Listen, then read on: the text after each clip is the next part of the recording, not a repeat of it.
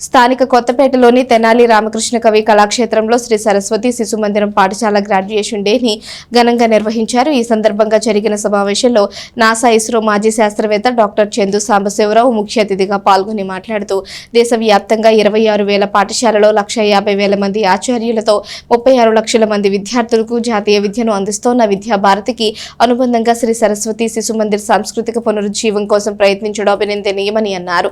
ఈ విద్యా యజ్ఞంలో పాల్గొంటున్న మాతాశ్రీలు ఆచార్యులు సహకరిస్తున్న వాలంటీర్లకు సమాజం ఎల్లవేళలా రుణపడి ఉంటుందని ఆయన పేర్కొన్నారు. ప్రముఖ పారిశ్రామికవేత్త కొత్త సుబ్రహ్మణ్యం మాట్లాడుతూ పిల్లలకు చదువుతో పాటు సంస్కారం నేర్పించాలని సూచించారు. తల్లిదండ్రులు క్రమశిక్షణతో పెంచిన నాడు పిల్లలు తప్పనిసరిగా సక్సెస్ ను సాధిస్తారన్న విశ్వాసాన్ని వ్యక్తం చేశారు. ఇక్కడ చదివి ఉన్నత స్థాయికి ఎదిగిన వ్యక్తులను స్ఫూర్తిగా తీసుకోవాలని విద్యార్థులకు సూచించారు. అనంతరం వివిధ తరగతులలో ఉత్తీర్ణత సాధించిన విద్యార్థులకు పట్టాలను ప్రదానం చేశారు. సంచాలిత సమితి అధ్యక్షుడు డాక్టర్ శ్యామల లక్ష్మణరావు అధ్యక్షత వహించారు. కార్యదర్శి కోడూరు రమాదేవి కార్యక్రమాన్ని పర్యవేక్షించారు. ఈ కార్యక్రమంలో విజయవాడ సమితి సభ్యుడు సన్నిధి వెంకట సుబ్బారావు, పాఠశాల విద్యా కమిటీ కోశాధికారి డాక్టర్ ఏ లత మాట్లాడారు. విద్యా కమిటీ అధ్యక్షుడు ఎర్రంశెట్టి హనుమంతరావు కార్యక్రమాన్ని నిర్వహించారు. తొలుత విద్యార్థులు నిర్వహించిన సాంస్కృతిక అంశాలు సభికులను ఎంతగానో ఆకట్టుకున్నాయి.